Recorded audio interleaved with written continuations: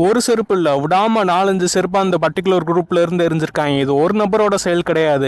அங்கே இருக்கிற கூட்டத்தில் முக்கால்வாசி பேர் வந்து பார்த்தீங்கன்னா ஒரு பர்டிகுலர் குரூப்போட ஆட்கள் தான். அந்த ஒரு பர்டிகுலர் குரூப்ல இருந்து செருப்பு எரியறதை பார்த்ததுக்கப்புறம் அங்கே இருக்கிற விஜய் ஃபேன்ஸ் எல்லா பேருமே டென்ஷன் ஆகி யாரா அது எரியறதுன்னு சொல்லிட்டு கத்துறாங்க. எந்த சைட்ல இருந்து செருப்பு எரிஞ்சாங்களோ அந்த சைட்ல தான் பார்த்தீங்கன்னா முக்கால்வாசி மக்கள் பாதிக்கப்பட்டிருக்காங்க. விஜய் வந்ததுக்கு அப்புறம் பவர் கட்.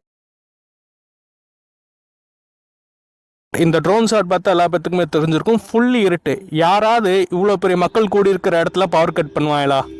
அந்த இருட்டில் எவனுக்கு என்ன தெரியும்? எவனாவது பின்னாடி இருந்து கழுத்தை நெரிச்சா கூட யார் என்ன பண்ணுறான்னு சொல்லிட்டு தெரியாது. நிறைய பேத்துக்கு கூட வந்தவங்களுக்கு என் கூட வந்த பசங்களுக்கு நிறைய பேத்துக்கு சட்டையில் கத்தியை வச்சு கிழிச்சிருக்காங்க.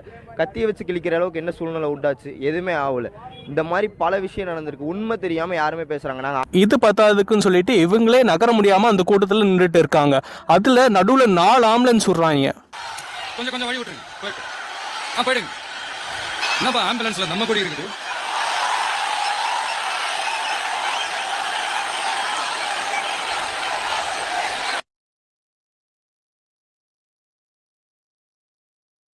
இல்லை, நான் தெரியாமல் தான் கேட்குறேன். சாதாரண இந்த ரோட்டில் ஆளுங்கட்சியை சார்ந்தவங்க, துணை முதல்வரோ இல்லை முதல்வரோ இல்லை யாராவனா இருக்கட்டும், ஒருத்தவங்க அந்த ரோட்டில் போகிறாங்கன்றதுக்காண்டி அந்த ரோடை பிளாக் பண்ணுறீங்க.